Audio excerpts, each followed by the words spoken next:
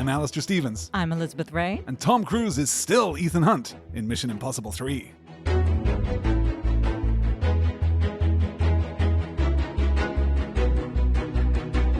Angus MacPhail, despite what his name might suggest, Right. was an Englishman. Born to a Glaswegian father and an English mother in London, 1903. He's educated at the Westminster School and later at Trinity College in Cambridge. He begins a career in the movies by writing subtitles for silent films, then writing plot outlines and scripts for both Gaumont British and ultimately for Ealing. He works for the Ministry of Information during the Second World War, then writes 5 films, among many others, 5 films for the master of suspense, Alfred Hitchcock. The reason that we remember MacPhail, though, besides this admirable body of work and his skill with a script, is his coining of a popular term used to mean an element in a plot, the desire of which drives the actions of the characters, but which is ultimately somewhat insignificant. From the 39 Steps to the Maltese Falcon to Pulp Fiction, films have relied on these objects of obsession, of fascination, of desire. These objects that Angus MacPhail called MacGuffins. Now, MacGuffins, for all of their popularity and for all the frequency with which that word is used online, are oftentimes misunderstood. A MacGuffin is not just an object that is central to the plot, that is important in the movement of the story. The MacGuffin has to be an object which is important to the movement of the plot, but is crucially interchangeable with a briefcase full of money. That's the important thing about the MacGuffin. The nature of the thing itself is not important. The One Ring is not a MacGuffin. The Death Star plans are not a MacGuffin because they themselves are important. The rabbit's foot in Mission Impossible 3, though... Definitely a MacGuffin, right? Definitely a MacGuffin. Yeah. At the end, he's even like, so what is rabbit's foot? It's like, maybe I'll tell you one day, which means doesn't matter. Couldn't matter I'll tell you less. when you grow up. Yeah.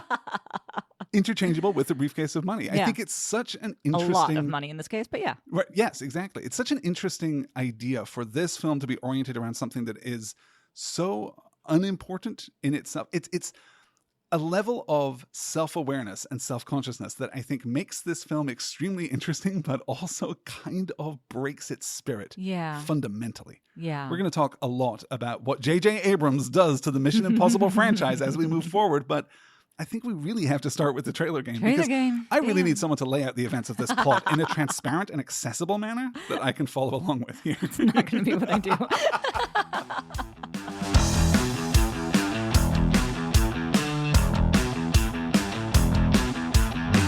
This summer, Ethan Hunt is back as you've never seen him before, because we still don't know what we're doing.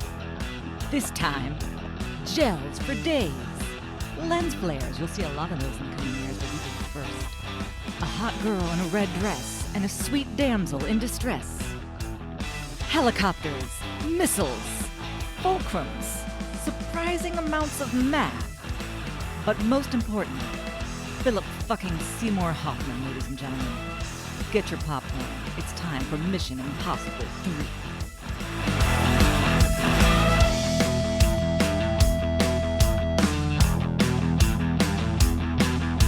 So, Philip Seymour Hoffman, absolutely fantastic. This movie goes fourth on the list. Thanks for listening. We'll see you next week for Lions for Lambs, the Robert Redford movie. He's really great. Like, he's undeniably terrific. Bestrides this movie like unto a colossus. It's unbelievable. Yeah. It is an unbelievable performance. And a really unusual performance for him. I don't recall him doing anything like this. Completely unique. Yeah. And so complex and layered. Yes. His performance as Ethan Hunt playing him is so good. He's got Tom Cruise physicality, despite, being built like Philip Seymour Hoffman. Right, It's unbelievably good. It is really cool. It's fun to watch. He seems to be having a good time. Yeah, but we'll get to all of the Philip Seymour Hoffman of it in just a little bit. First, though, the background, and we've already covered some of this because we discussed it in our War of the Worlds episode last week. We talked last time about how this movie was being produced under director Joe Carnahan. He was supposed to shoot this, scrappy version of this movie with Kenneth Branagh as a villain alongside Carrie-Anne Moss and Scarlett Johansson. That's not even the first version of Mission Impossible 3, because prior to Joe Carnahan taking over, David Fincher is in active development of Mission Impossible 3 for 2 years before deciding that he doesn't have an idea and moving on to do Zodiac instead. Sure. I think he really comes out well in that transaction, honestly. When Carnahan falls out with Paramount and is unceremoniously removed, this is 2 weeks, by the way, before they are supposed to start principal photography. That's when he Whoa. falls out with the studio and leaves the project.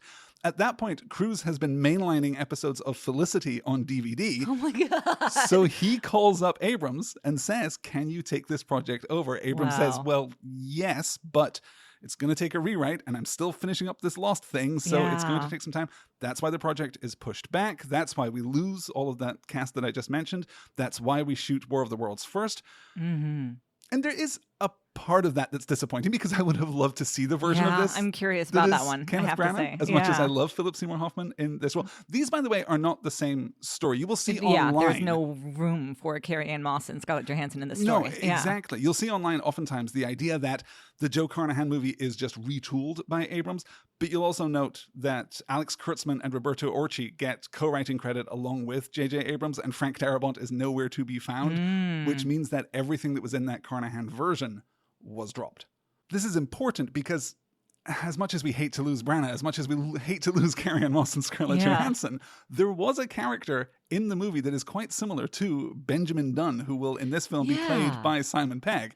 Just delightfully too. Yeah. In the Joe Carnahan version, that was going to be Ricky Gervais. Let us all remember that this is demonstrably, provably not the worst of all possible worlds. Good things can still happen. Ricky Gervais isn't in a Mission Impossible film. Or And several, I think we're because we all get Simon Pegg for all the rest of them, right? Can you imagine? I don't want to imagine. I would have been unable to watch the rest of these Yeah, movies. I think if we never Ricky would Gervais have had been in done any this of them. podcast. Yeah, for sure. For sure, right? Can you imagine the sliding doors of that? So Abrams strips out the script, takes Kurtzman, Orci, his guys. We'll talk a little about them in just a moment. He puts together the new cast, the new outline, a new production schedule, and secures a new budget from Paramount, albeit a budget which includes Cruise taking a much smaller salary for this film. Instead, he chooses, as he has done so many times before, though not in the Mission Impossible franchise, to take points on the back end. And because of the way that this film is constructed, he gets points on the back end as both an actor and as an executive producer. That means that this film makes him personally $75 million. Whoa. That's hot. So let's quickly gloss the career of JJ Abrams because, well, I mean, we have to do it quickly because we really don't need to talk about this guy who has been for 20 years now the next big thing. I feel like for the last 20 years, he's been up and coming. JJ Abrams is 57 years old now. I don't know how much more up and coming he has got left in him. He's a really interesting filmmaker. I know that he is derided most often because of his work on Star Wars, which I think is silly on the one hand and completely justified on the other. He makes The Force Awakens the best Star Wars film of the modern era. So good. Yeah. And he makes The Rise of Skywalker the dead last worst Star Wars film ever made. I'm including the holiday special. A film that really challenged my sense of myself as someone who likes Star Wars. Wow. I'm glad I just never saw that one. I think that was a good self-care decision. It's so misguided, but this is the thing about Abrams, is that he is such a part of the machinery of production. He is, for all that he is hailed as a director with a very individual style, most of his career, almost all of his career in film, has been spent in other people's IP. And the one time that he makes a big swing independent movie, he makes Super 8, which is a direct homage to the works of Steven Spielberg. Yeah, I liked that one, I think. It's pretty good. I think that might be our swing for a bonus episode spiraling off of Mission Impossible 3. We might put Super 8 on the poll for the patrons to choose. I like that. Or, the first season of Felicity, I guess. I'm not committing to an entire season of TV. You know what? You're absolutely right. Maybe just the pilot. We'll see.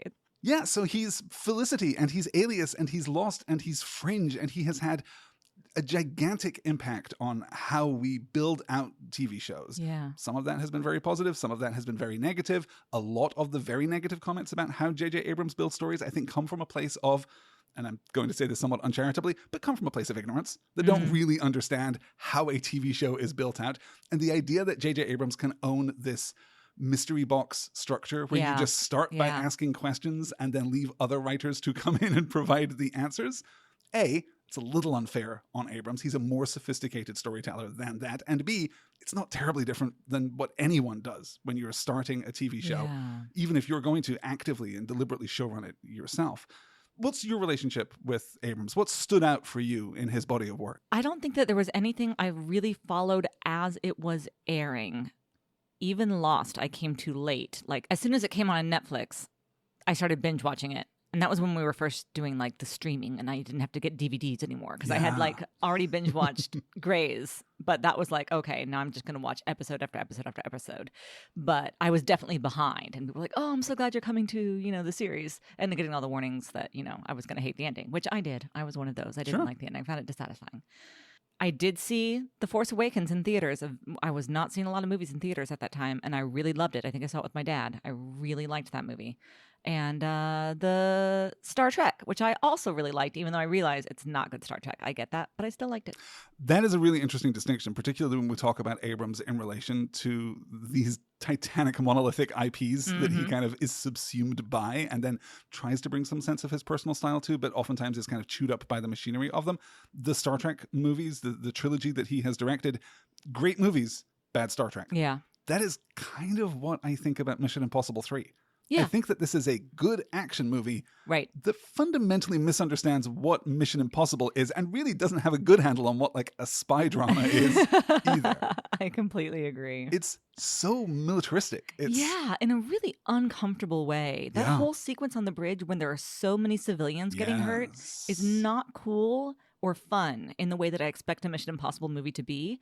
In the first movie, we get like real spy stuff, we get the whole entering through the air vents and trying to get he's suspended by the wire, and there's that great sequence that is so memorable, but no one is at risk and no bullets are going off. Like, it's just quiet spy stuff.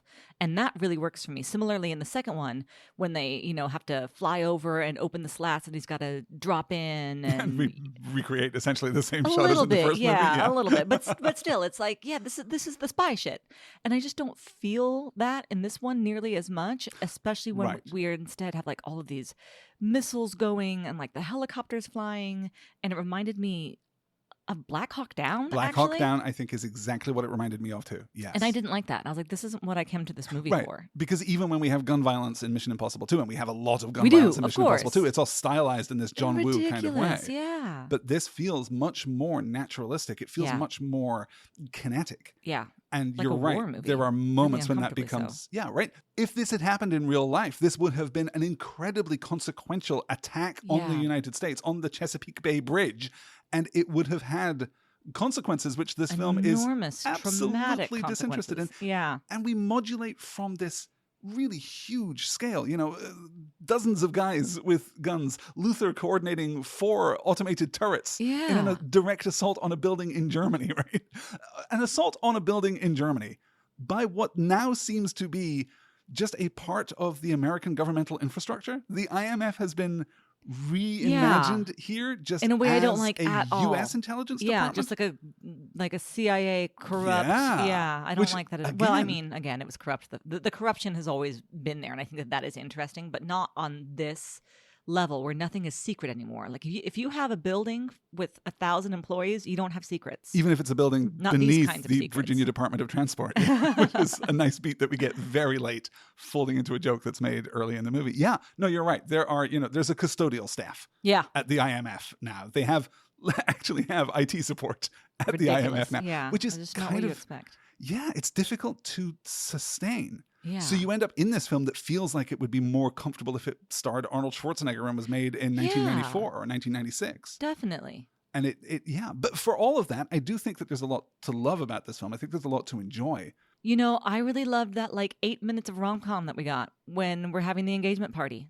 That was good stuff. I find that wildly uncomfortable. Really? That's so interesting. How funny. I was like, I want this movie. Can I just have this movie where Tom Cruise is a charming host to the woman he's about to marry? We've done spy dramas clash with rom-com a couple times. Like we've made those films happen before, but we've never had one where the focus is on the domestic drama of it all. That would be an interesting thing to do, maybe. That's the Mr. and Mrs. Smith of it, but that's a terrible one. Yeah. So bad. Well, the mistake there is just putting them on opposing sides. Like it's true. I don't know. So as I say, Abrams works here with his long-term collaborators Alex Kurtzman and Roberto Orci. They meet in film school in Santa Monica. They start their career rather brilliantly on Hercules: The Legendary Journeys and Xena Warrior Princess. Yeah, okay. They wrote and direct on Alias. They write The Legend of Zorro in 2005. Kurtzman is now the guy behind all of Star Trek. He's just basically running that entire franchise for CBS at this point. And Orci is working on the upcoming untitled Spider-Man project for Sony, which is rumored to be the next reboot of live-action Spider-Man. We'll see. I have no idea what is going to happen with that. But they are a really safe pair of hands, I think, particularly as a team. I think they've got a real grip on both story structure and on characterization. We don't get maybe the best version of their work throughout this story, but a lot of that is bad at a conceptual level. And you can see, I think, why we get to this conceptual level as we're coming into this project. We did Mission Impossible 1, it was a big hit. We did Mission Impossible 2, it wasn't as big a hit, but we're also starting to see the cracks in Ethan as a hero, as a Cypher, particularly in the hands of John Woo. He's not a human being. Yeah. And we need him very much to be a human being. So this is a real gambit, I think, for Mission Impossible, the franchise. We're establishing a status quo. We're going to be able to do 8 of these. Now, of course, in real life, that's not what happens. No. This movie is not particularly well regarded. Brad Bird comes in with Ghost Protocol and really does reset the status quo in such a way as we get another 6 movies after that one.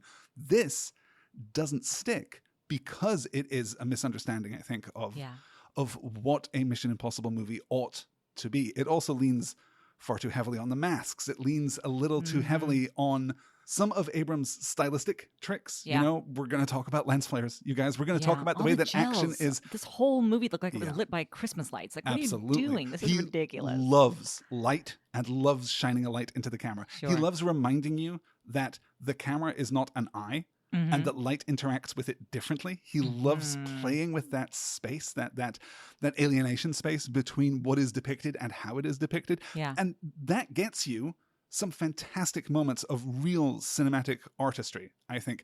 The sequence where we put the mask on Tom Cruise and he turns into Philip Seymour Hoffman, and it is, in the first movement of that shot, completely impossible, and you are so out. And then by the end of that shot, 10 seconds later, you are so in. Completely agree. It is wizardry. And that's really the thing about Abrams, is that he's very impressed by and invested in the magic trick. He is all about the prestige. He is all about surprising you and subverting your expectations and twisting what you think the story is going to be and doing it right there in front of you. Yeah. When it's effective, it's incredibly effective. When it's not, it's the reveal that Benedict Cumberbatch is Khan in Star Trek, right? Like, it's just, it's the most obvious and prosaic. Like, you feel lied to by the film, which is a problem. I felt that way here, where they tear the duct tape off of Julia's face to reveal henchman number 3. Which is doubling down on the, frankly, ill-advised cold open in this film. Yes, agree. You can't start at 11. You got nowhere to go. We'll talk about all of that, I think, as we get into it. Let's run a brief biography on some of our cast here. Certainly not all of our cast. We're not really going to talk about Jonathan Rhys-Meyers. We're not really going to talk about Maggie Q, because they will not recur in this franchise. That's fair enough. And they don't have a lot to do here. Honestly, I like the idea. Again, right? Flawed at a conceptual level. Let's build out a team. Let's give Ethan people again. Except not really. Yeah. And he doesn't work with people anymore. Right. And it betrays a kind of fracture in the heart of our understanding of what this franchise is. But we are definitely going to pick up, I think, with Philip Seymour Hoffman. We talked about him back in our Magnolia episode. One of the weird side effects, the weirdest side effect of recording this series, has been my newfound appreciation for Philip Seymour Hoffman. Yeah. Watching him in Tom Cruise movies has made me realize what an absolutely tremendous actor he was. And just to feel again, honestly, the tragedy of his death. It's so sad. He's such an interesting option for a villain of a piece like this. But, you know, once you know that they were thinking about Kenneth Branagh for presumably a fairly similar role, you can see what they're doing. We don't want to match him again with a physical opponent. We don't want to match him again with a mirrored opponent, as we tried to do with Dougray Scott in Mission Impossible 2. Right. We want something very different. We want an intellectual opponent, which I think really works. He's fresh off his Academy Award win for Best Actor for playing Truman Capote when he comes into pre-production for Mission Impossible 3. I never saw that. Did you? No, I haven't seen it. It was never a story. I kind of have to now. Yeah. Right? Yeah. He's going to make 18 more films before his untimely death, including Charlie Wilson's War and Synecdoche, New York, and Doubt and Moneyball and the Hunger Games movies, I guess. Oh, yeah. Yeah. Wow, I'd forgotten that. 3 Hunger Games movies, I want to say, only one of which was released prior to his death. But vague recollections of him in those. Okay. Astonishing and absolutely revelatory every moment that he is on screen in this film. I think that he does not put a foot wrong. Just throughout this entire film, he's called upon to do so much. He's called upon to play so many different emotions. He's called upon to play so many different situations. And I think it is a perfect performance. I really cannot nitpick it at all. Pretty damn good. And for him to deliver this incredible performance as Davian and also deliver this incredible performance as Ethan Hunt, where he is, if anything, a more convincing Ethan Hunt than Ethan Hunt is, I think it's absolutely shocking. It's just an outrageous performance and cannot be commended enough. Do you feel the same way? I do feel the same way. Yeah. I think it's hard to argue with. He's really a delight. If anything, it ends up painting Ethan Hunt in a bad light as far as like his ability to perform and pretend to be Davian. Because remember when he comes out of the bathroom and he finds Jen again and he's so much lighter on his feet. Remember earlier when she actually spills on him and he touches her face and he's the grossest, most awful human you ever saw. And then even though he's being gross about the washing of his shirt, there's still like charm and lightness and something lovely. The cruise factor is there. Hoffman bringing all of that cruise movie star voltage. Wild. In a performance that is just physically disconnected from Cruise. I'm wild about it. It's very cool. Wherever we end up putting this on the list, it is 5 spots higher than it was going to be because of the presence of Philip Seymour Hoffman. Oh, absolutely. That's true. Yeah. Let's talk a little about Michelle Monaghan. She's born in 1976 in a tiny, tiny, tiny little town in Iowa. Like the population of the town where she was born in Iowa is like 300 people. It's a very small place. Wow. She studies journalism at Columbia College Chicago and begins a, casual international modeling career alongside her studies. Like Elizabeth Shue and Meg Ryan before her, creating a weird 3-beat at the heart of this podcast, she leaves college with 1 semester left because she starts booking acting gigs. Wild. She goes to New York in the year 2000. She does some Law & Order. She does some Boston Public. She appears in The Bourne Supremacy in 2004, a movie that definitely casts a shadow over Mission Impossible 3, I think. In 2005, she is cut out of the movie Constantine, but appears in Mr. and Mrs. Smith, in North Country, and most importantly, gets her big break appearing alongside Val Kilmer and Robert Downey Jr. in Kiss Kiss Bang Bang. Oh. She is immediately hired from that onto MI3. She'll go on to appear in Gone Baby Gone and Maid of Honor, of course. She'll recur a little bit in Mission Impossible as we move forward. She'll appear in the first season of True Detective, the one that everybody liked, and will generally, bounce around Hollywood making mostly fairly interesting and fairly competent films. I think that she never really broke the way that you would expect her to break. If you look at the arc of Kiss Kiss Bang Bang, Mission Impossible 3, Gone Baby Gone, you're maybe expecting something more in terms of the impact of her career. But I think she's pretty great. I think she's wonderful in this. And I think that she's got the best chemistry we've ever seen with Cruise. Oh, the best. Renée Zellweger would like a word, if you don't mind. Yeah. Certainly the best chemistry in this period of Cruise's career. Certainly, yes. But even then, like, remember how much Jerry was on guard with Dorothy? Sure. And we don't see that kind of guardedness in this. So they have like a real romantic, like I believe them as partners who have been together for a long time.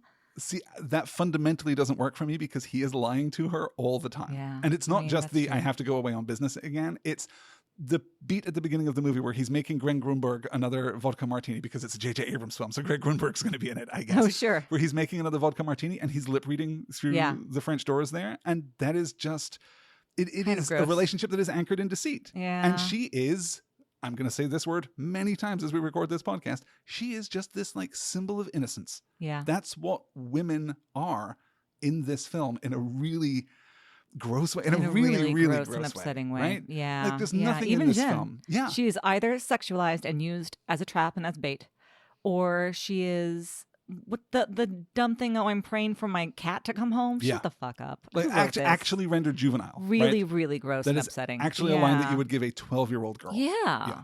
And that's true, I think, of really the treatment of all 3 women in this film. It's true of Carrie Russell, who we'll talk about in just a minute. It's true of Michelle Monaghan. Terrific performance, though. Oh my God. God. Amazing performance. Yeah, she was extraordinary. But yes, to damsel her like that was really a kick in the face. And to leverage this pre-established relationship as patriarchal his bullshit. Student, Absolutely. as his student/sister, so that we get the great Ving Rhames line about "so you never slept with your sister."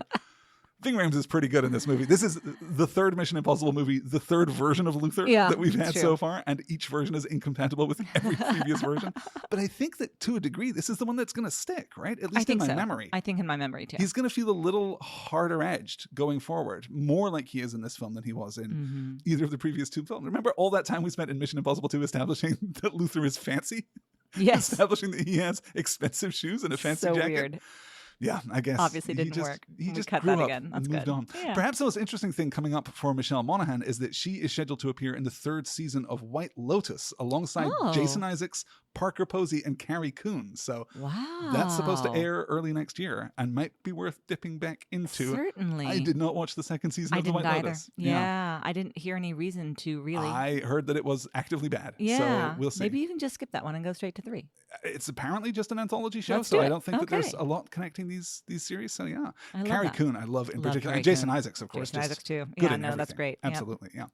We also have to, of course, talk about Simon Pegg, one of my favorite comic actors of all time. He's been one of my favorite comic actors for almost 30 years at this point. He's born in 1970 in Gloucestershire. He studies English literature in Stratford-upon-Avon. Because why wouldn't you? Sure. I would love to do that myself. Right? Then graduates from Bristol with a BA in theatre, film, and television. He appears in or contributes to basically every British comedy of the late 1990s. He is just everywhere. He is so hardworking. He appears most notably, I think this is the first time that I was aware of him, was the radio show The 99p Challenge, which went out at 6 o'clock on BBC Radio 4. It was hosted by Sue Perkins. And it was, of course, because it was on British radio. So it was just a panel show. It's just an opportunity where someone will ask questions so that you can be funny about the question that they ask. It stars Armando Iannucci and Bill Bailey and Peter Serafinowicz and Nick Frost and just like all of these comedic geniuses that I just adored growing up. That show was a reworking of a previous version of the same show that was called King Stupid, which had to be taken off the air when the host just stressed the implied apostrophe at the beginning of that title too much, and the BBC suddenly realized what it was that he was saying. Hello and welcome to King Stupid. Pretty good. Pretty good. So Pegg then goes on to create the TV show Spaced, of course, working with the brilliant Jessica Stevenson. He works with Edgar Wright, who directs that show. That's his break too. Pegg writes a part in Spaced for his friend Nick Frost, securing their working relationship for the rest of their careers. That leads directly into the Cornetto trilogy, into Shaun of the Dead and Hot Fuzz and The World's End, all starring Pegg and Frost, directed by Wright. In 2004, when Shaun of the Dead is released and is a huge hit, Pegg is asked in an interview if he's going to leave Britain and move to Hollywood, if he's going to give up on just making these small boutique films in England and instead move to the bright lights of Hollywood. His reply is this, quote, "It's not like we're going to go away and do, I don't know, Mission Impossible 3, end quote." Whoa. This is 2 years before Mission Impossible 3 starts shooting. How funny. He plays, of course, Montgomery Scott in the Abrams-verse Star Trek movies, which is really a performance in search of a part. Yeah, he doesn't really have a role in any of those films, but boy howdy, he's giving James Doohan in the greatest and most authentic way. I just love what he's doing there. He's the voice of Unkar Plott in The Force Awakens. He's 1/4 portion. Yeah, that's him. So good. In a very atypical voice performance. These days, he is pretty much just doing a lot of voice work. Besides being in Mission Impossible movies, apart from Tom Cruise and Ving Rhames, he is the only person who's going to recur in every subsequent Mission Impossible film. And he certainly gets a larger part in the next one than Ving Rhames does, who's really just a cameo in Ghost Protocol. Yeah, okay. What do you think of Simon Pegg? I think he's great. You're safe. You can say anything about it. No. He comes in and he just lights up the screen immediately. He's funny and like a little bit on the back foot, but not bumbling or oafish in a way that I usually don't like. A reason I wouldn't like Gervais in this part. Yeah. Gervais somehow manages to be bumbling and oafy, but also like smarmy and smug. It's just the worst kind. Anyway. Yeah. Back to Simon Pegg, who's great.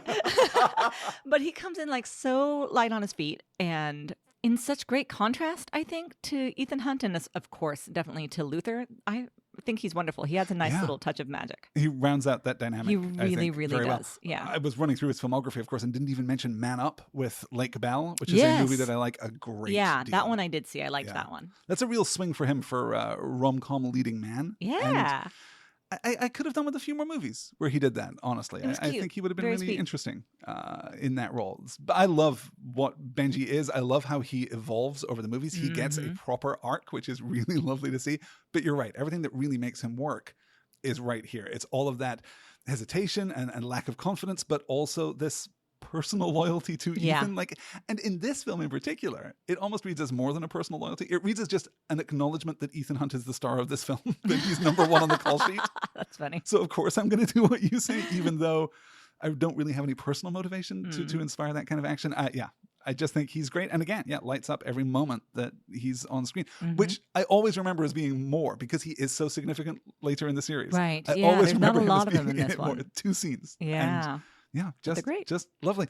This movie shoots between July 12th and November 29th, 2005 in the US, in Italy, in Germany, and in China. The cinematographer is Dan Mandel, a South American filmmaker who starts out as a camera op for Tony and Ridley Scott. They will just trade him off depending on who is shooting. During that period, he works on Thelma and Louise and on Crimson Tide and a number of other films. In 1998, Tony Scott hires him as the chief cinematographer on Enemy of the State. And from there, he has a career of the wildest highs and lows. He only makes excellent films or terrible films and nothing in between. He'll shoot Star Trek and Star Trek Into Darkness with Abrams. He'll shoot a little movie called The Force Awakens. Maybe you have heard of it, but he will also shoot John Carter, the Andrew Stanton Taylor Kitsch adaptation of the Edgar Rice Burroughs Mars novels. He'll shoot The Amazing Spider-Man 2 under Mark Webb, which is the worst Spider-Man movie in 20 years. He'll also shoot The Rise of Skywalker, the worst Star Wars movie in 20 years. So it's a real mixed bag for him. Okay. What do you think of the cinematography, right? If we can strip out all of the Abrams-ness as much as possible. I don't think that you can. It's really hard to, for sure. I mean, the lighting is so obtrusive, even when it's in places where it really ought not to be. And like in our little close-ups and stuff, everything is just so much. The camera movement is interesting. I guess that's a thing that we could talk about. I'm thinking particularly of where they're up in the tower and Ethan is drawing the skyline outside. And the camera really goes to nice follow shot. the skyline, finds it, lines up, but then misses it a little bit and then corrects for it. Yeah. But that feels right. It doesn't feel like a mess up. You know what I mean? It makes you feel more feels in very the room. natural. Yeah. Overall, I think the camera movement throughout feels kind of handheld and spontaneous and intimate. In a way that I kind of like, actually. I kind of appreciate that. In a film of this scale, you would expect those things to be a little more locked down. But we're still, even in this film, relying a lot on practical effects. We're CGIing out the constituent parts of practical effects in a way that we didn't used to be able to. Yeah. But we haven't yet moved to doing the whole thing in CGI, which I think is very effective. Yeah. This is also a film that loves Tom Cruise running. Like more so than best any Tom other Cruise one. run we have ever seen. Multiple of So the best good. Tom Cruise but runs. especially like as he's running through Hong Kong to get to Julia. To Shanghai, yes. Yeah, Shanghai. Yes, excuse me. Alongside the river. The 1 minute unbroken tracking shot of him just booking it alongside the river. Amazing. Really good. So good. There's that iconic shot of him racing toward the camera on the Chesapeake Bay Bridge where the explosion goes off and he's pulled into the side of the car. Yes, very good. Just a real, I guess, blown into the side of the car as we see it on screen. Right. But in real life, was pulled by wires and a winch into the side of that car. I think it's tremendous work. It really loves the physicality of Cruise. But unfortunately, that physicality does spill over into that weird heightened militarism, right? Yeah. I would love to compare how many guns are fired in this film versus how many guns are fired in other Mission Impossible films. Mission Impossible 1, of course, famous for having Tom Cruise not fire a gun at all. And I liked that better. Yeah, I don't want to see Ethan Hunt with a machine gun. Certainly not. No. Certainly not. The other thing that we're looking forward to from Dan Mandel is, of course, he is the cinematographer of the upcoming Twisters. Oh. So we'll get the opportunity to see his work later this year. We will, in theaters. I'm determined. We're going to make this happen. We have to, of course, talk about the score because this is, while not, I think, a very good score, it is a very important score because this is Michael Giacchino, who is, of course, a longtime Abrams collaborator. He worked with him on Alias. He produces maybe the best TV score in history for Lost. I think that even people who don't like Lost will concede that that show sounds better than any other yeah. TV show. It's That's fair. not just an astonishing piece of work, but astonishing piece of work after astonishing piece of work after astonishing piece of work. I still sometimes just think of that like exploring the island music. And of course, the Charlie theme is oh my God. so incredibly powerful.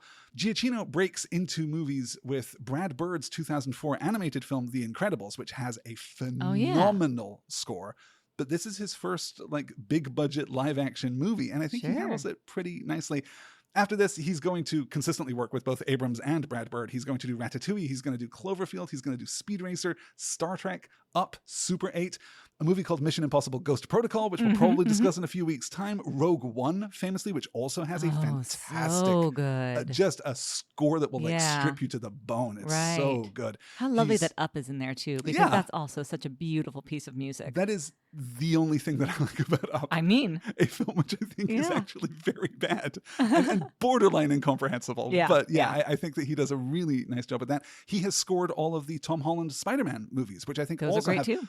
for the Marvel movies in general, fairly anonymous score work. I think besides that one big Avengers theme, that's the only one that's really stuck. And of course, like real outliers, like the Black Panther score, I think is extraordinary, but is like kind of defined by being atypical in that run of films. Yeah. But the Tom Holland Spider-Man movies have pretty good scores, and I think that Giacchino does a great version.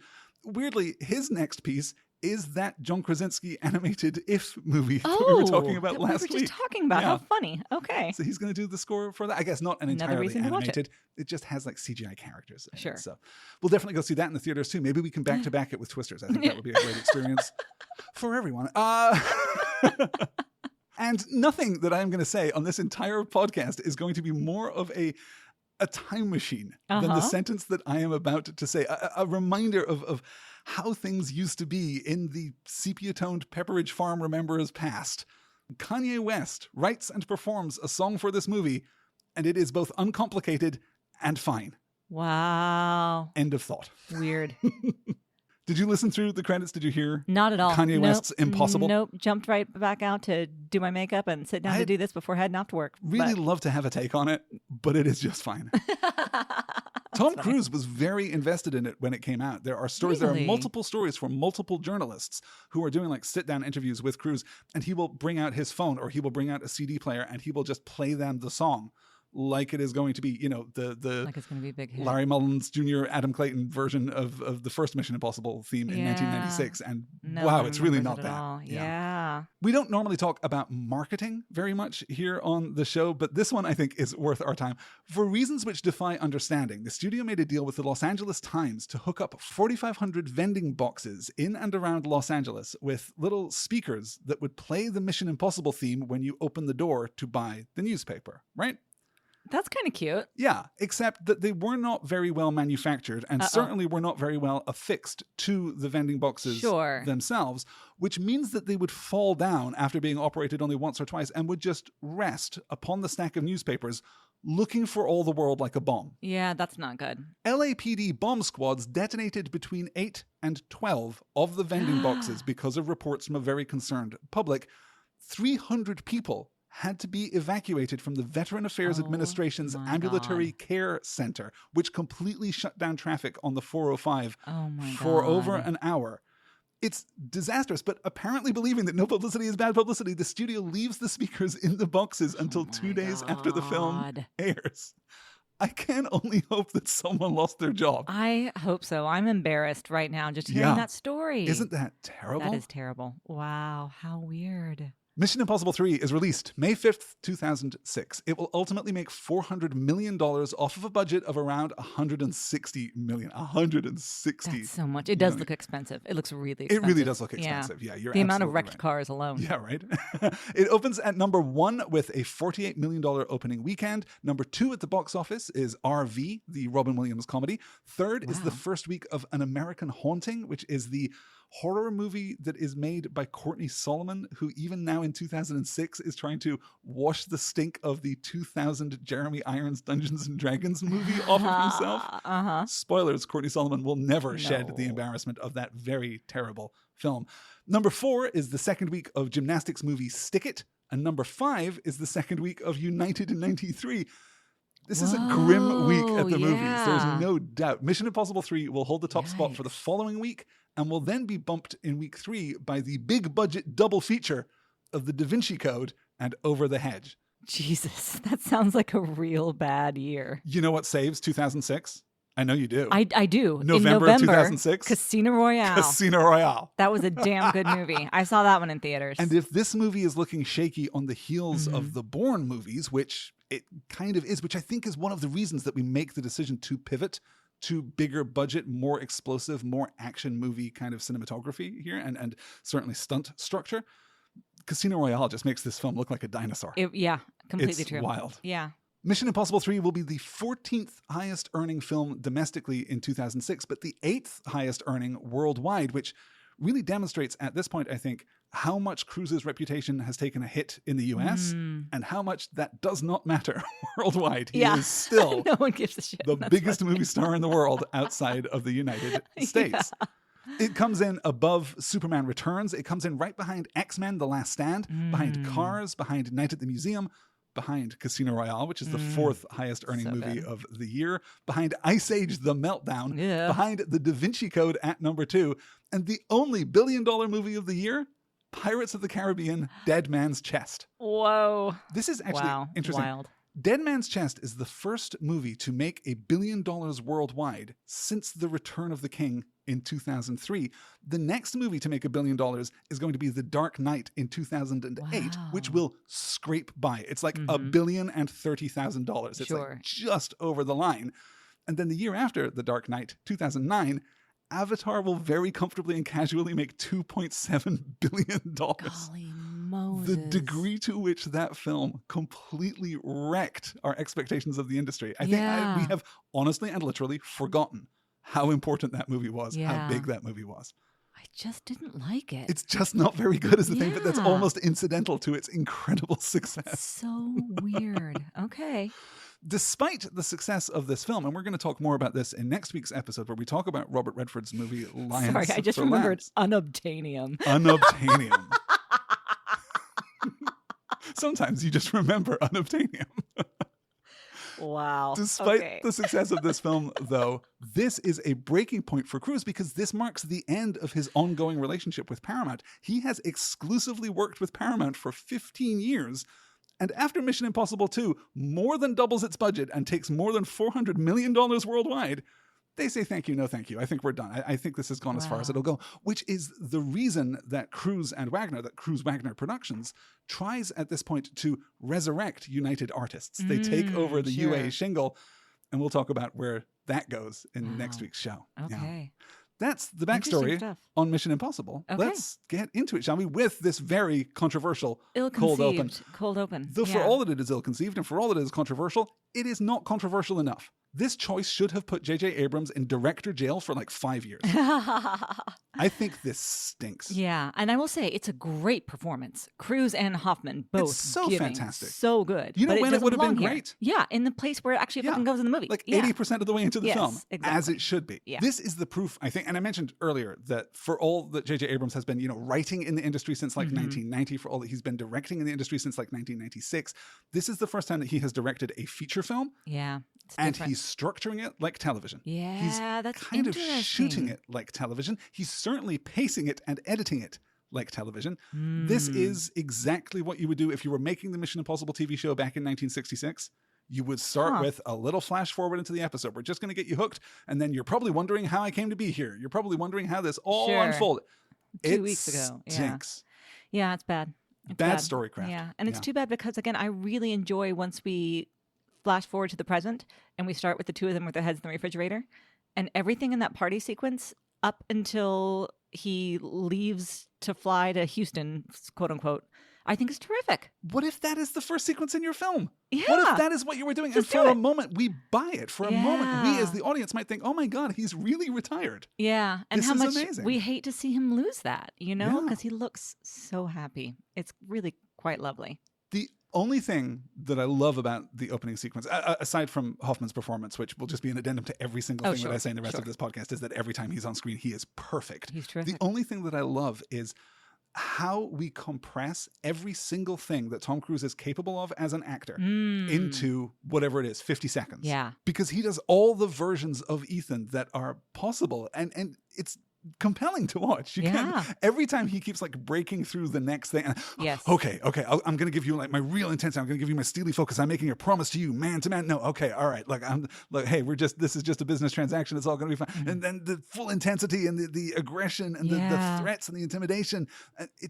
It's really good. It is really good. No, it's very good. This gets to just be his reel That's a from hard now day on, at work. right? Yeah. This is just this is everything I can do. You're welcome. Then we cut into the very stylized sequence, which are kind of replicating the original Mission Impossible credits. Yeah, sure. Kind of, we're taking an aesthetic prompt from the original Mission Impossible credits, and then we're straight into Michelle Monaghan just being real cute. She's so cute. She's being really lovely. Yeah. We establish that they are engaged to be married. We establish that they are living together in Virginia. We've got great house. In a fantastic house. Love that house. Tom Cruise is pretending to work for the Department of Transport and pretending to like Aaron Paul, which is a much more difficult challenge, I can only imagine.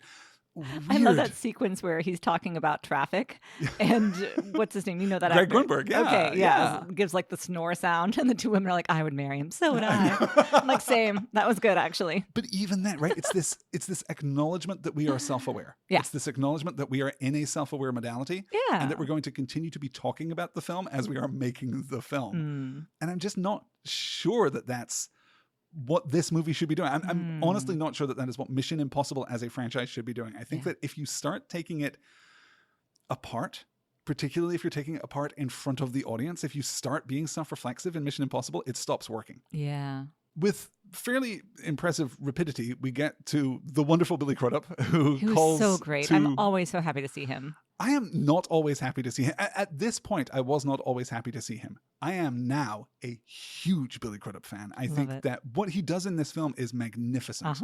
And the layered misdirects about Lawrence Fishburne work so well, because the thing about Billy Crudup is you just can't ever trust him. Yeah. There's a reason that he has earned so much renown, so much celebrity for appearing on stage in the works of Tom Stoppard. There's a reason that like his Broadway break is in Arcadia, is because he can walk that line of, no, I'm absolutely the hero of the piece, but then I can be the villain of the piece and nothing about my performance changes. Yeah. So strong. Such an interesting chameleonic character. Yeah. I only am disengaged by him when he is just delivering something that's much more flat and predictable. Sure. The snakier he is, the more I like him on screen.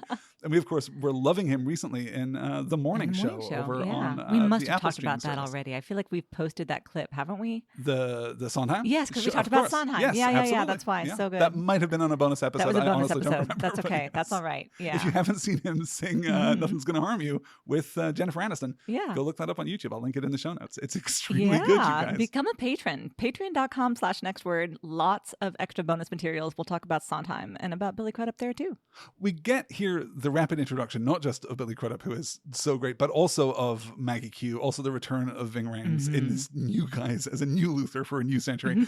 And Jonathan Rhys-Meyers. Is it worth talking about anyone in this group, really? I mean, I think that Jonathan Rhys-Meyers is very hot, and I think The Tudors was cool. I mean, that is his career. And that's basically everything I have to say about that. He looks so bored in this film. Sometimes, yeah. There are some moments. The moment when he is flying the helicopter is my favorite. I think he's doing a really great job of showing the intensity of trying to operate this machine and get it out of all of the windmills. Yes. And also being really worried about Lindsay, Carrie Russell, there in the back. That is a really great sequence. I think he's really terrific there. I think the way that is shot, the way even that it is conceived, right? The idea of a helicopter chase through a wind farm is so wild, gorgeously high concept. Cool. And then the way that it's shot is so science fiction. Like, it feels as alien as anything in War of the Worlds. Yeah. It just feels so. It's a very suspenseful sequence too. That suspense works for me. Ooh. And the way that we keep, we bring down that first turbine and then we cut the blades off of the second one and see them slamming into the earth. So we're continually reminding the audience of like the magnitude of these things. And that no one is safe. Yeah. It's really cool. Yeah, that's really effective. No, he works pretty nicely for me there. He doesn't work so well when he's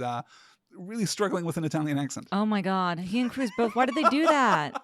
Just be stupid Americans blocking the road. That would work better. Do you have any relationship pre-existing this film with Maggie Q at all? Do you know who Not she at all. is? No. And she doesn't seem very Yeah. familiar to me. And she's so ill-served in this movie that She- I find myself wanting to forget her for her own sake. Yeah. She never really broke. She never really had the career that I think everyone just kind of assumed that she would. She was born in Hawaii. She goes to Hong Kong to just become an actor, trains with Jackie Chan, is like trained in Cool. martial arts, had Wow. never studied martial arts before. He recognizes something in her and That's teaches her awesome. how to be a martial arts performer on screen. And then she just kind of constantly works at a B tier and never That's a really shame. breaks and never really has the career that They we don't might have give her any expected. cool spy stuff to do, right? She doesn't get to do any of that like martial arty, like she doesn't get to fly in on a wire or beat up a guy or anything. No, her role is wear a hot dress, drive a hot car. Exactly. Yeah. Shut up. Well, Ugh. okay, but what do we think And about... I want to say, Yeah. I am all for wearing a hot dress and driving a hot car. This is not about that. Look, you are on record. Everybody knows this about you. Okay. What do you think about the way that we treat both Kerry Russell and Michelle Monaghan? Because we give both of them a great deal of capability with firearms, a justified Yeah. capability in the case of Kerry Russell, and then I don't know what the Not hell at Michelle all. Monaghan is. I don't know what her backstory is. Who is Julia Right. when she casually just ganks two guys right at the end of this movie? Yeah. Yeah. How does the treatment of these women as like physical agents in the world work for you? You're right. It's weird that we don't get more from Maggie Q, but we do get a little bit. Do they work for you? Are they compelling characters? Are they compelling, No. agents of their own fate in the way that the male characters are? Do you see a distinction there? I see a huge distinction. I think that all of the women in the movie are underserved and underdeveloped. I really want to like Julia because I think that Michelle Monaghan is so lovely and doing such a nice job. But no, there's nothing there. And again, it's not her fault, but I'm so angry at the end that they've got her doing CPR in this tank top and push-up bra, and I'm just mad about it, and taking out the guys with the gun in a way that is just not real or interesting. Including killing Musgraves, the villain of the piece. Right? Yeah. She is the one that She kills gets- Billy Crudup yeah, at the And that end. should feel good and satisfying to us. And instead it feels dumb. Yeah. Yeah, I don't like it. There- And there- even when Tom Cruise wakes up, wakes up and is like, No, Tom Cruise was taking a nap Sure. on set. That seems... that seems like how that would he go. commits so hard to the part. Yeah, and says, "Did you do this?" Yeah. Wow. And it's like a dumb laugh line. It doesn't. No. Right? Doesn't This is work. exactly it. I think you've just put your finger on it exactly. We empower Kerry Russell, to a certain extent Maggie Q, certainly Michelle Monaghan, because that is surprising. Right. Because our presumption coming into this film is that women are incapable of taking action in this way. I think that's exactly it. It is So sad. really kind of uncomfortably misogynistic, which is not a thing, honestly, that Yeah. you associate with JJ Abrams. I think No, and it's what making you his would name- expect from Casino Royale, which comes out, a few months later.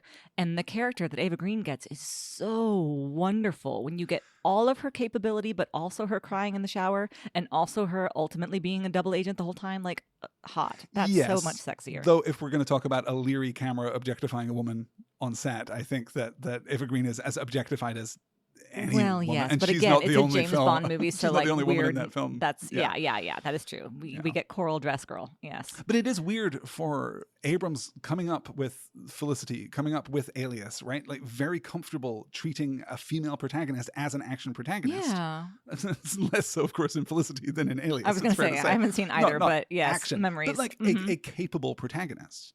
And even writing to some extent capable protagonists into the DNA of Lost. He does not write Lost in an Right. ongoing way, but he establishes that pilot.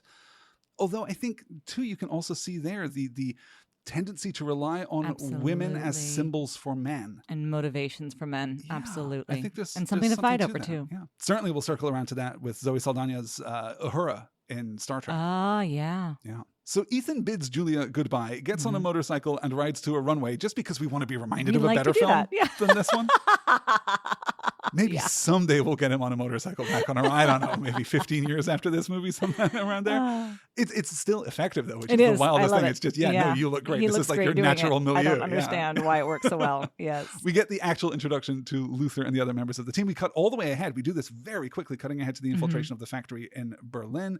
Is it a factory or is it a rave? Yes. Hard to say. It's described as a factory, but yeah, you're a right. derelict factory. A lot and you is get in going there on for and it's sure. totally lit for a rave. And so this strange. is the first moment for me that we get this weird, swing toward militarism. We get the pendulum has moved further than I would like it, because I don't want to see Ving Rhames coordinating 4 independently manned, semi-autonomous turrets so that he can kill dozens of people in the course of the next few minutes. Yeah, it's dumb. Apart from that, it's all pretty hot, and we get to move it. We get to just demonstrate our capability Yep. with all the little cross chatter on the radio, and it feels, the infiltration at least feels. This is more spy-y. Yeah, which I more like. spycraft. You're right. Yeah. Yeah, Raider 1 has his eye on the prize. I'm like, okay, that's cool. Yeah. Ethan makes his way to Lindsay. He manages to recover her, which is great. Maggie Q almost gets caught by the grenade, which is bad news.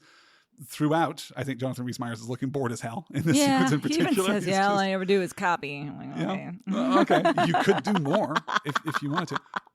But what we really want to talk about here is Carrie Russell delivering. She's so tremendous in this. She is really, really astonishing. great. Yeah. Like, I want her to be nominated for an award for this. Right. The way that she looks so in pain. Like, it's so uncomfortable. Like, my body hurts watching her just clutch at her head. Well, yeah, when we get to that, you're right, absolutely traumatic. I think my favorite part is him delivering the adrenaline injection into her heart and her snapping to. We get these action shots of the two of them moving together. Return of Sandgun.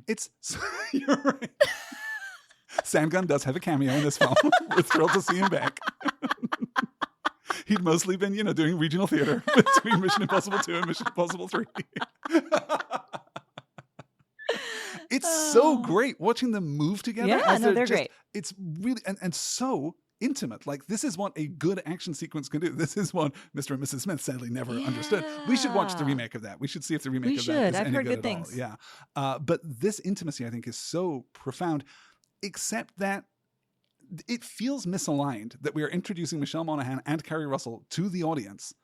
They're very similar. Like, they're not completely distinct parts. I wonder if there was a point at which they were the same character. I wonder if there was a point at which he just had a romance with a fellow IMF agent that he had trained, and that the tug between domesticity and professionalism is enfolded in one character instead of in two. Interesting. And I don't know. I don't have any information. I did go looking to see if there were any previous drafts available online, and there aren't.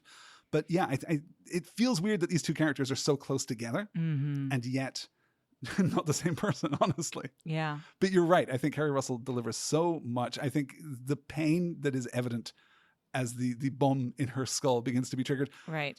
And then is the detonation of that bomb the best special effect in the film? So good. It's unbelievable. Terrific and horrifying and harrowing, but also I'm so glad they didn't do like a full blood splatter in the middle of the helicopter, You know what? I didn't even mention it, but you're right. 2 moments of absolute restraint in this film, which I love. These are my favorite special effects moments in the film. I know the other one too, because I loved it also. What is it? It's the detonation of the message, which will self-destruct from the little disposable camera.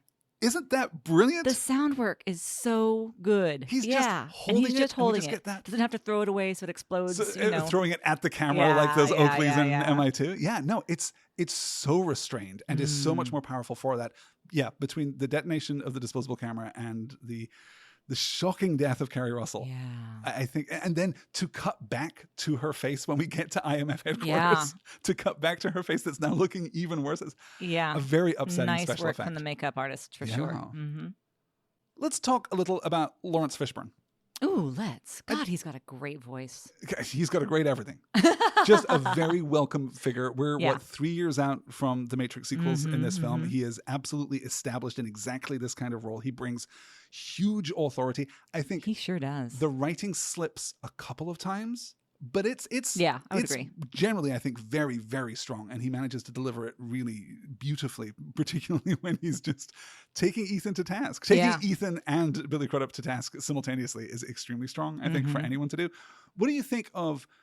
There are some veiled, hinted at kind of accusations of systemic racism in the intelligence community, right? He's talking about how he's been through this before. He's talking about how hard it has been, that he has overcome these challenges.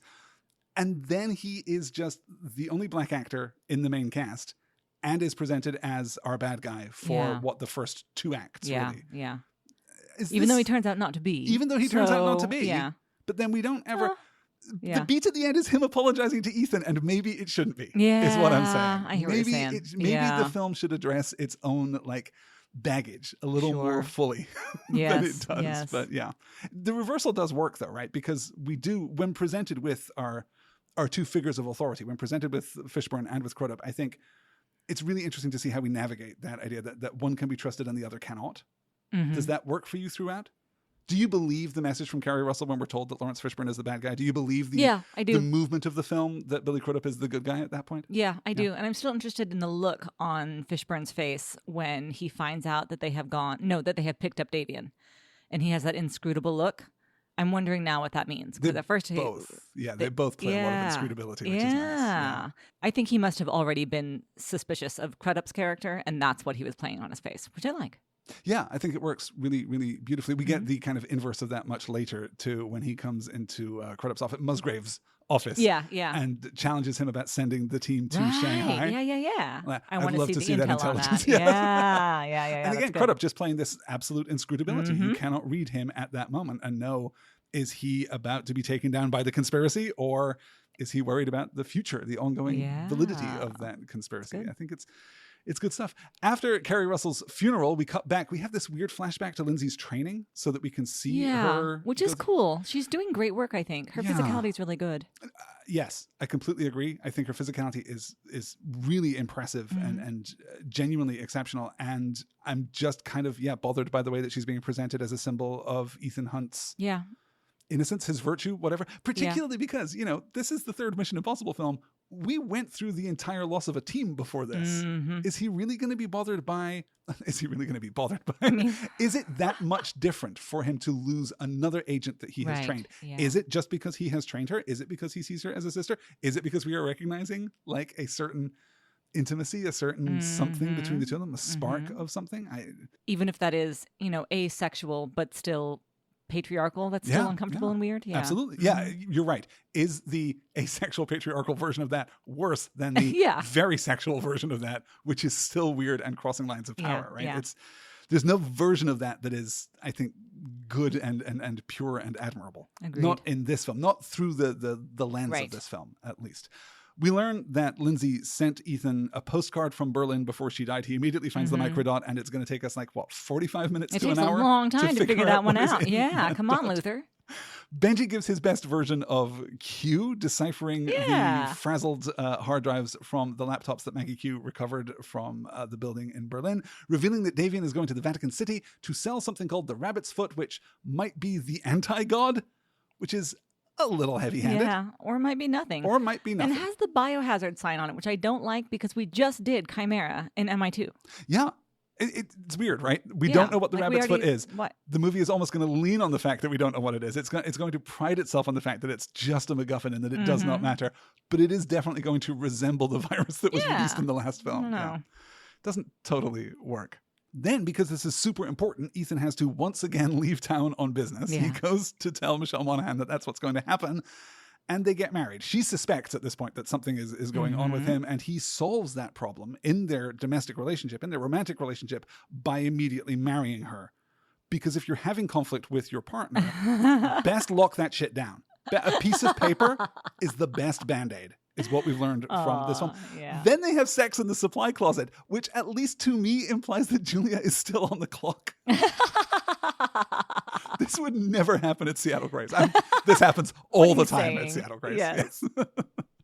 And in a moment, all at once, we're in Rome. We're stranding the DHL truck in the middle of the road. Yeah. So we can infuriate some Italians so that we can pretend to be the Mario Brothers for a little while. Yeah, I always feel like the portrayal of Italians feels ugly on television in this way. This in particular, let's all just yell at each other and use a lot of hand signals and be assholes. It's like, okay, well. And as much as I enjoyed how capable we were during the infiltration of the factory in Berlin earlier, this to me does not work feels very sloppy. So well. Yeah. The weird winch wire to climb to the top of the wall, the fabrication of the photograph that we can clip onto the front of the camera. I like that we're still doing, practical devices here. I like that it's still, this is the last Mission Impossible movie, by the way, that is pre-smartphone. Oh. The next year, the iPhone will be released. By the time that we come back to the Mission Impossible franchise. What is the weird cell phone we get in this one? It's so boxy and unusual. It looks slightly familiar, but I can't put my finger on it. I looked this up because Nokia has the license for Mission Impossible. So they're all different Nokia movies.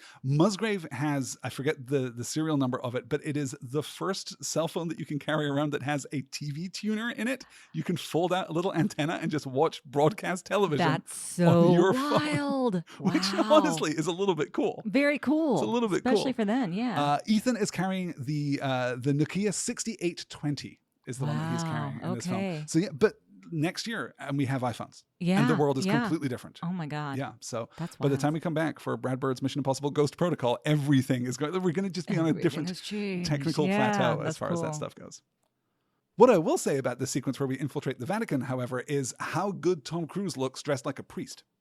You think so? I thought that that's a really convincing bit of costuming. How odd. And he carries himself in a way that I find. I'm just reminded of, Mimi Rogers talking about the end of their marriage being in part because he was thinking about leaving acting to go become a monk. Oh, yeah. He attends seminary when he's 16 years old. He's always had like an interest in this kind of thing, which is like such an interesting part of his association with Scientology. Is this predisposition toward like a very organized and top-down kind of hierarchical religious and spiritual structure. I find that very interesting. Really interesting there. Crunchy. The other person, of course, who gets a lot of costume changes, including maybe my favorite costume change in the entire film, is Jonathan Rhys-Meyers. His transformation from DHL delivery guy into random early 2000s tourist. Totally, yeah. Extremely good. Absolutely works. Yeah, those crazy baggy jeans, hilarious. And what's so wonderful about this sequence is that we give Ving Rhames something to do. We get him to dive into the river and cut through an underwater pipe. Luther is actually in the field in a way that has never been before, right? And certainly won't be again because Ving Rhames has bad knees after this film. So by the time we come back to him in Mission Impossible Ghost Protocol, he's going to be pretty much stationary. Yeah, throughout. Sure. Yeah, we're going to do some very elaborate cutting work, some very elaborate editing work to make it look like he's running alongside Tom Cruise, but he's definitely not. Really not. And of course, as we mentioned, we've got Maggie Q in that phenomenal dress. And I know you're right. This is kind of a hacky thing to do in a spy movie. Great car, great dress. This is an unusually great dress. Oh, did you think so? I think this dress is a killer. This is like all-time top 10 dresses for me. Wow. Not for you, really? Okay, no, not for me. Wow. Yeah, I can't even put my finger on exactly why. It just feels too show-offy in a way that doesn't fit the scene. So I'd have to see the dress in a different context. You're right. I think maybe if we had seen the dress in the context of what everyone else was wearing, but we don't spend a lot of time at the party. And everyone else seems so much more conservatively dressed that, like, if she wore this dress, to Monte Carlo, I might be obsessed with it. But it just feels weird here. Yeah. Is the Vatican terribly different than Monte Carlo? I'd love to know for sure. But obviously there's our perception of it, and then there's our suspicion of what the reality is. Yeah. And you know what? Guest list probably pretty damn similar, come to think of it. Ethan and Luther print and fit the mask of Davian onto Ethan's face. And I mentioned this earlier, but this is cool. This is just showing off. Yeah. This is such an outrageous Especially sequence. when it looks initially like it's going to be really stupid and hacky because you just go behind Ving Rhames' back and you make the cut and blah, blah, blah. But then you're like, wait, is that Tom Cruise or is that, So the way that this is done. There he is. It is Tom Cruise wearing the mask. Right. The camera moves and you're right. Then we're behind Ving Rhames' back. When we come out, it is Philip Seymour Hoffman in the chair, but the mask is digitally altered to make it look like a really terrible mask. Okay. With Tom Cruise's like facial musculature underneath. So then as we are like pressing it, what Ving Rhames is doing there is not applying further, he's not masking the application of further CG tech. We're actually taking the CG tech out of the scene so that then it's just Philip Seymour Hoffman. That's so I think cool. it's fantastic. Yeah, no, it's very well done. And really the self-conscious kind of the prestige moment, right? Of pulling around Ving Rhames so that we get that cut. And we as the audience are expecting that that's where the cut will happen. And that is where the cut happens. But then when we come out and it still looks bad. Yeah. And then is made to look good right in front of our eyes. Magic. I think it's extraordinary. It's really good. Yeah. I completely agree. Then we have, I don't know, it's kind of a super spy sequence, right? The spilling of the wine on Hoffman, the going to the bathroom. I don't necessarily love the way that we do the confrontation in the bathroom. I do love the reading of the little voice cue card to presumably give all of the phonetic structures that we use in English. Sounds. That's interesting. And it was somebody's job to do that and find out what all the words were. Yeah. That was good. I like that too. That's really nice. Yeah, agreed. And then it's, Philip Seymour Hoffman playing Tom Cruise playing Philip Seymour Hoffman. And it kind of works nicely. You're right, though. He is so much, he's delivering such less gravitas when he emerges. He's physically different, physically like lighter in his shoes, I think. And then we leave, we're into the car. We have the weird folding open of the Lamborghini floor. Yeah. The descent into the manhole and the destruction of the car. It's a little bombastic, perhaps. It's a little bombastic, yeah. And what do they expect that news story to be? Is this then just like a car explodes for no reason in the Vatican City? Or it's the third one this week. Let's not talk about it. Or maybe a supposed assassination by this woman who nobody knows and who has no name.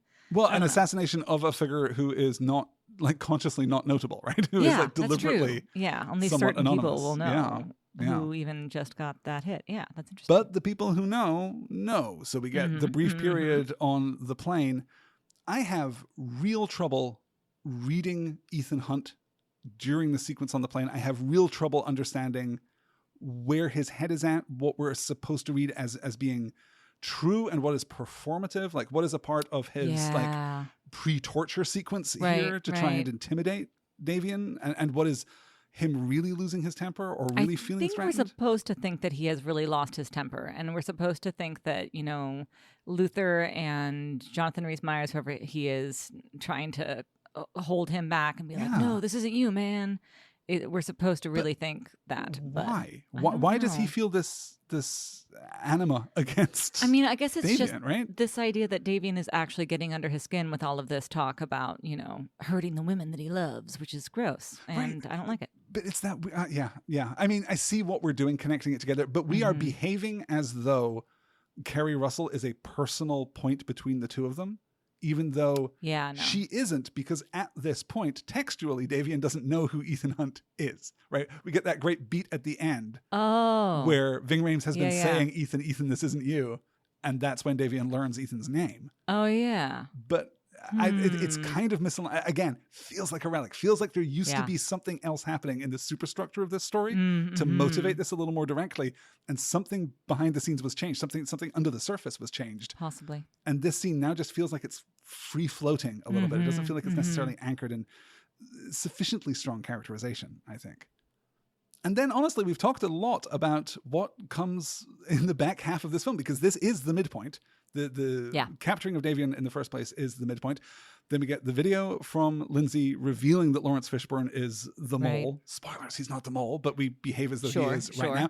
Then we get the very extended attack on the bridge, which is a long action sequence that is cut to hell. Yeah. The editing is so choppy, and you're right. So the reality of this is so uncomfortable as it's presented. It made me start to really dislike the film. I come back around towards the end, but after that extended sequence on the bridge, I was really feeling out. I think there are a couple of individual shots in this sequence that I can appreciate from a technical perspective. But this is misguided. You shouldn't do this. If you're going to do this, just empty the bridge.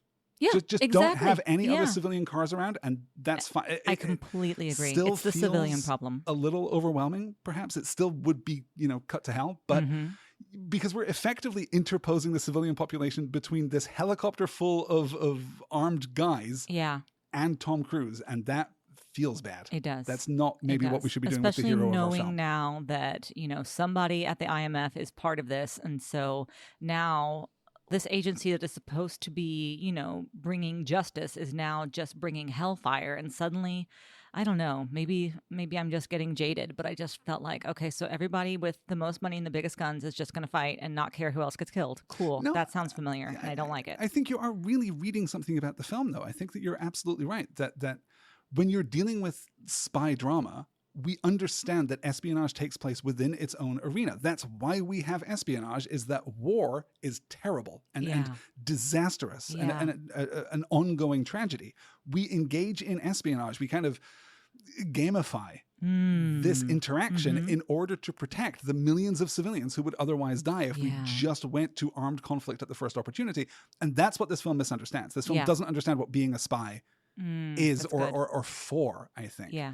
So instead, we get this completely overblown action sequence, which, while it can be technically done, you're right. I'm out of this film at the same point too. I think this is actively bad, and then we double down on its active badness with Cruise fleeing the scene. Doesn't check on his team. Doesn't check to see if the civilians are okay. Doesn't do anything. Steals a car. Yeah. Calls the hospital to try. That's the Mercedes, right? Yeah. That's a great car. I just wanted to say. He calls home so that we can talk to Aaron Paul for a minute and have a comedic beat. Yeah. Then races to the hospital where Julia has already been captured in a sequence that also doesn't really work for me. A strange guy corners you in a quiet corridor and puts a little sticky on your arm. You don't look down at it and say, "What's smile, this?" What's that? Yeah. But she has to, because she's an innocent. And that's really what we're fighting for. Cruise is then captured by the IMF task force that had been sent out to detain him. You sent 30 guys to capture Ethan Hunt. I mean, I think that's right. Yep, that's strong. That's rational. Someone is making a good choice somewhere down the line. I love that he makes the choice to run and then they taser him. That shot of him collapsing down the car onto the road is, again, striking. The physicality is all there. It does feel a little by the numbers, particularly as he's taken in, masked like he is Hannibal Lecter. Yeah. Like, or going to a sex party, who could say? He doesn't have superpowers, you guys. Like, he's not going to use his magic voice to trick you into letting him go. This is just Ethan. He's just a dude. So we muzzle him so that he can't talk at all. It's wild. That's so weird.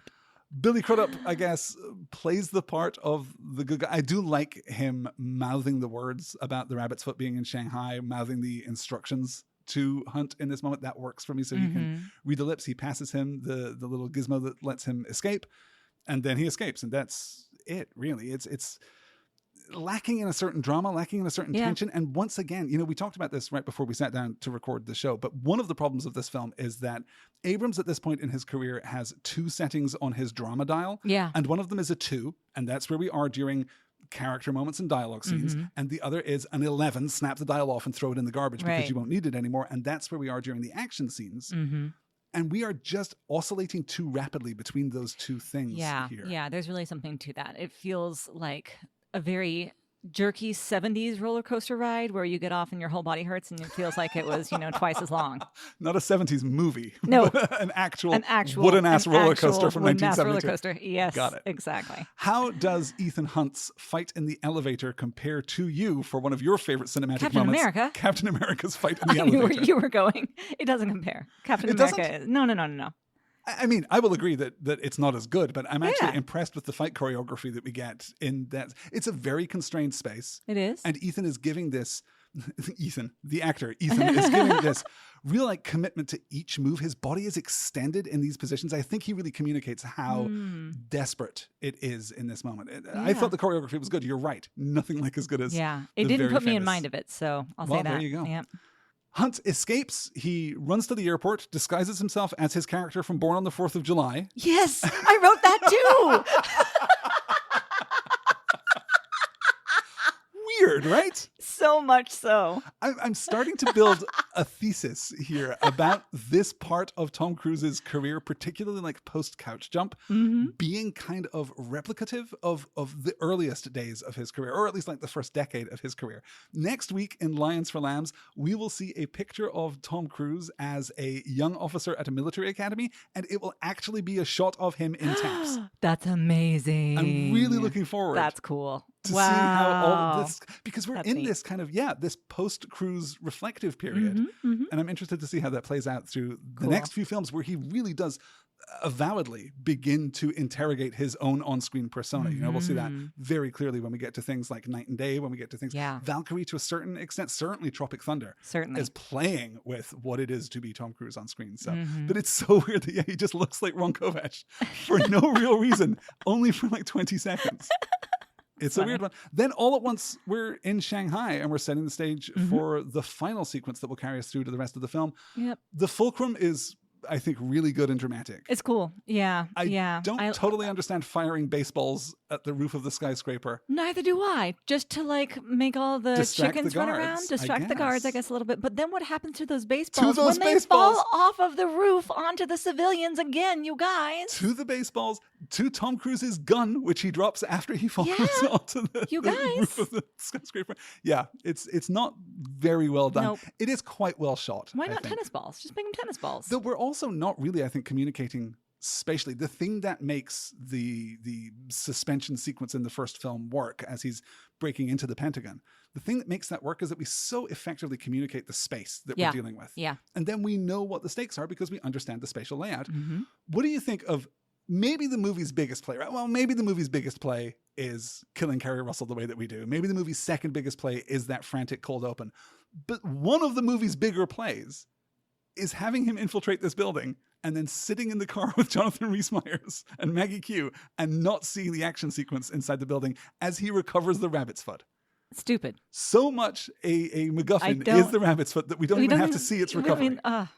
No. You don't like it? I don't like it. No. Honestly, there was like a 50-50 chance that you were going to love that. There was, the whole stupid conversation about praying for her cat to come back. And as we mentioned, maybe if that conversation was more interesting, maybe if there was interesting character work happening there, maybe, but no. It is a terrible thing to set a ticking clock like we do. You've got 18 minutes to get this thing and then to jump ahead until there are 5 minutes left. Yeah.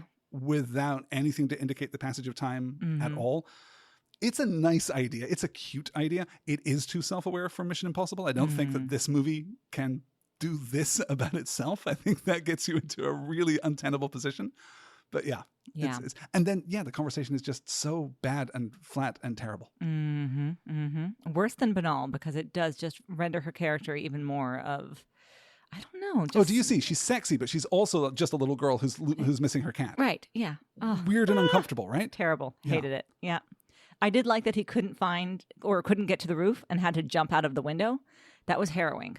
And everything with him, like, from the parachute to the ground, I did not like, in the best way. Like, I need this man to land. My heart rate is up. I didn't need him being blown into the building and landing on the conference table, locking eyes with the caretaker, the custodial worker who's there, and then being pulled back out of the building so that we can continue to fall. I thought that was funny. That is a Wile E. Coyote joke. Yeah. And I don't know that we necessarily needed that in this Maybe film. none of the humor lands in this movie. It really, this is a thought that I was having as I was watching this.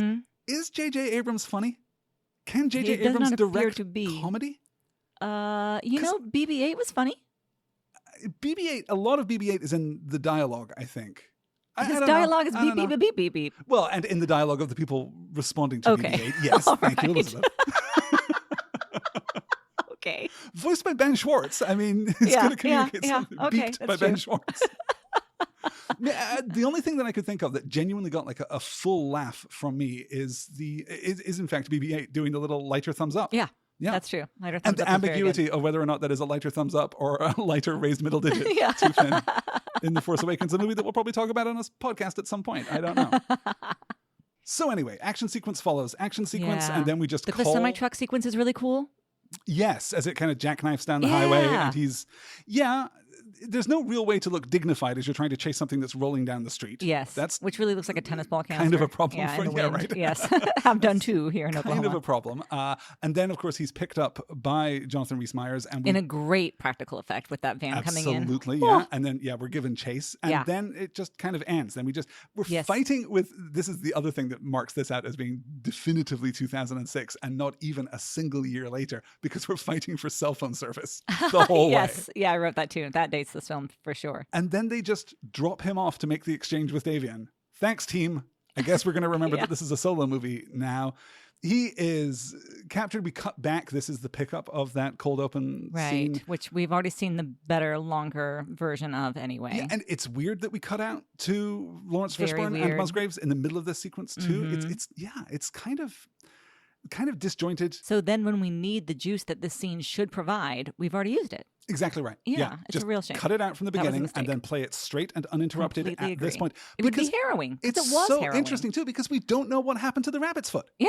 That's the actual legitimate truth of this moment, is that Ethan Hunt does not know and he is scrabbling. And I think, it is such a powerful scene if it's left alone, if it's just left here in its true and uncut form. Agreed. And not squandered at the beginning of the movie, where it accomplishes not only nothing, but literally less than nothing. Yeah, it makes me like the film. It actually detracts. Yeah, I completely agree. Then we get the killing of, inverted commas, Julia here. Yeah. Cruise's response is powerful. I think so too. It is so How rare understated to see it him is. like, to lose it in a very quiet way like that. But that, like, the track of the tear down his cheek is just really genuinely powerful, I think.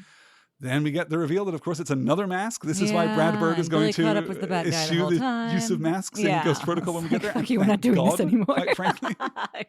Well, it really is. It's a diminishing return, right? Because you just come to expect that everything that feels provocative or significant is going to be undone by the reveal that it was a mask the whole time. And that's twice in this film. So we're just going to set that aside for a few Mission Impossible movies and then maybe use it more responsibly in the future. We get Ethan escaping. Yep. We get the call to get Benji, more who Simon navigates Pegg. him Yeah. through Very Shanghai. nice. We get that, that unbroken 1 minute tracking shot Gorgeous. of him just. This is great. This is as good as any of the Bond stuff. It's really strong. Yeah. That's interesting, actually. Yeah, this is the moment that feels perhaps most like Casino Royale. right? Totally. That's a really good point of comparison there. I love everything that happens here. I love finding the building, and then I'm uncertain about the older Asian guys who are sitting around playing card and who just like gesture to where, what is this building and what is happening here? Yes. The fact that it later had medical supplies surprised me because at first it looked like it was maybe a restaurant or something, or even someone's home. I couldn't quite tell. Indiscriminate building of some sort, yes. But an these people indeterminate obviously have, been given a great sum of money to let someone use their place and are feeling uncomfortable about it. That could just be what That's it is. what I You saw, may be which I right. kinda liked. Yeah. He finds Julia just in time for the bomb in his head to start hurting. Harrowing. Communicates that really beautifully. I Very think. beautifully. As good as Carrie Russell did. Davian physically just like pulling him around, throwing him around, knocking him around, all works really well for me. Mm-hmm. And then the weird surge of cruiseness, right? The weird surge of heroic potential here as he pulls himself together and then beats the hell out of Philip Seymour Hoffman, which is not a moment, honestly, that I feel great about. I don't feel great about this jock beating up this nerd quite this much. What do you think about the final, the tumble through the door out into the road, the truck? Stupid, right? Stupid. And the one sole shoe left on the road? Yeah. Not the greatest moment. But then we're back into having Michelle Monaghan first electrocute, then electrocute her husband, kill 2 men in cold blood, resuscitate her husband with CPR. Which is cool, but who is that? Who was that person? She is extremely capable. Yeah. In that moment, and it will not touch the rest of her characterization. No. In the closing moments of the film, she has just killed 2 people. Is that not going to be transformative for her? It doesn't seem to be. She just feels like she's strolling through, on her honeymoon with her guy. It's weird, right? Really weird and misguided. No, the closest thing is that when we're at that party, her friends are saying, oh, previous guys weren't good for you because you have too much of a sense of adventure. So I guess that was supposed to lead us to believe that she could do these things without, batting an eye. When you're surfing a dating site, it's useful to know that sense of adventure means I want to go to Shanghai and kill 2 men in cold blood. Right. That's absolutely what that represents. Yeah. It's so wild. It's so wild and stupid and unformed that. And again, I don't remember us returning to that with any real sensitivity. No, we kind of do, though. We do? Okay, we kind of good. do because, I don't want to spoil our adventures, but she's gone from the next film. She's kind of acknowledged in the next film. That relationship comes to an end that is like narratively propulsive in a sense. And then, of course, she's back in Fallout. Right. And we see the person that she has become. And it's a very different, it's an extension of who she is here. But she has clearly internalized this experience later in her life. So I'm looking forward to getting back to that and kind of connecting those 2 films together. Then we get the very brief beat with Lawrence Fishburne. Then Ethan introduces Julie to the rest of the team. They love her. Huge hug with Ving Rhames like they've ever met. Right.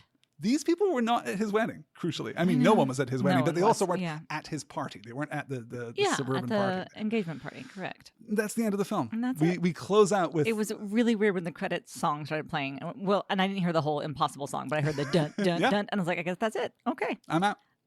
2 hours. I mean, it's a short film. Yeah. But like an hour 55 with credits. Long, but those closing credits are particularly long because we don't really do anything up front either. And you're right. I think that the choppy pacing and the way that we switch from very quiet and muted dialogue scenes to the highest octane action scenes, I think does hurt the sense of the film's internal pace, particularly as it begins to crack apart and fall apart at the end. Where on earth are we going to put this movie on the big list of every Tom Cruise movie ever? For comparison, Mission Impossible is currently 3rd on our list. It seems impossible. Impossible. But anyway. And I have a hard time figuring out whether or not I like this film more or less than I like the first Mission Impossible movie, because it is, in many ways, clearly superior. I think I like the first one better. Much more technically ambitious. It is much more accomplished. I think that this is a villain performance, the likes of which we have not seen before and will not see again. Very true. This is an actual high point. I think Michelle Monaghan is great. I agree. Think that Carrie Russell is great. I think that Simon Pegg is great. I know I've been dismissive of Luther, but that's really a consequence of the writing. I love what Ving Rhames is doing in this film, and he feels so much more like a character to me now. Yeah. Billy Crudup is fantastic. That's true. The problem with this film is JJ Abrams. Yeah. Like, it's a big problem. It's getting in the way at every turn. And it's hard to reconcile that because prior to sitting down to watch this film this time, I would have told you that I'm a pretty consistent JJ Abrams fan. Yeah. I like his work much, much more often than I dislike his work, but I can really see him getting in the way of this one. Mm-hmm. So where do you think it goes? You think it's absolutely categorically worse than Mission Impossible 1? I do. It just lacks the fun. Mission Impossible 1 is a fun movie, and this movie is not fun, not for a second. Sure. Well, Mission Impossible 2 is at number 18. Do you think it's better than that? I do. I do think it's better than MI2. Absolutely. I'm maybe thinking Around the Firm. Around the Firm feels right. Around the Firm feels absolutely right. Yeah. Okay, well, right above the Firm is Magnolia. Does this movie exceed Magnolia on the strength of the Philip Seymour Hoffman of it all? No? Nope. Would you put it above the Firm, below the Firm? How are you feeling? I guess below the... Below the Firm is Rain Man. Below the Firm is Rain Man. Above the Firm... I mean, maybe we should compare it to last week's effort. Maybe we can compare it to War of the Worlds. Is this a better or worse movie than War of the Worlds? Ooh, that is a good question. I think maybe... This is the most wide open that our list has been in, I don't know, months of doing this show. This could literally go anywhere from like number 3 down to number 15. Yeah. And I think you could make a defensible argument for where it goes. I think better than War of the Worlds. Okay. Better than Interview with the Vampire? Better than Rain Man? I don't think so. No, not as a standalone movie. Not better than Rain Man. And I don't think better than Interview either, even though I do love Philip Seymour Hoffman very much. But there are just more interesting things happening in Interview with the Vampire to me. I think that there is one good performance in Interview with the Vampire, and it's Kirsten Dunst. I think that this film gives fully 6 great performances. That is true. That is true. I think the cinematography is better. I think the ambition is stronger. But I hate the vibes. Like, this is what it comes down to. I love the vibes of Interview, and I hate the vibes of this movie. And I absolutely hear that, and I think that is a completely legitimate reason for putting it in at, where would that be? Number 10. Yeah, the new number 10, right above War of the Worlds, right underneath Interview with the Vampire. That's where it's going to go on the list. That sounds right. This, I think, is a low point for the rest of the series, though. I think that Ghost Protocol, at least in my memory, Ghost Protocol, I think, is not even necessarily a great film, but we've got highs to come. We've still got more Mission Impossibles to get to. That's going to be a little bit down the road, though. Next week, as I mentioned, Cruz Wagner resurrects United Artists, and we are going to look at the Robert Redford, Meryl Streep, Tom Cruise Oscar gambit. Like, this is his play to prove himself as a serious actor and to win over the Academy. That is Lions for Lambs. I'm looking forward to that one. It's going to be an interesting discussion. Before we wrap up, let us thank our generous patrons who make this show possible, who make this whole thing work. Elizabeth, would you like to thank our superstar patrons? I would. We're so grateful to Leslie Skipa, Louise in Dallas, Megan Lauder, Phoebe, Art Kilmer, Kimberly Bear, Self on a Shelf, Jolene Stark, Chris Dons, and welcome to a dear old friend, the Lady Gordon. Welcome, the Lady Gordon. It's so good to have you with us. And all of you guys, we are just so grateful and thrilled that we get to continue to do this. We just counted it up. 16 more episodes of this show. Can you believe it? 16 more episodes. And then I guess we're going to have that big wrap-up extravaganza where we apologize for all of our opinions about Tom Cruise movies in the weeks preceding that one episode. We're going to wrap this up at the end of August. And then if you've been listening to our recent Patreon shows over at patreon.com/nextword, you'll already know what we're thinking about for the next show, but we're not going to talk about that here. Patreon.com/nextword. If you want to hear us pitch, I don't know, 8 different podcasts that we're thinking about. There were so many ideas. Absolutely. That is going to do it for this week. Elizabeth, thank you so much. This has been a complete pleasure. And we are going to be back next week to talk about Lions for Lambs. Until then, take care. We'll see you next time.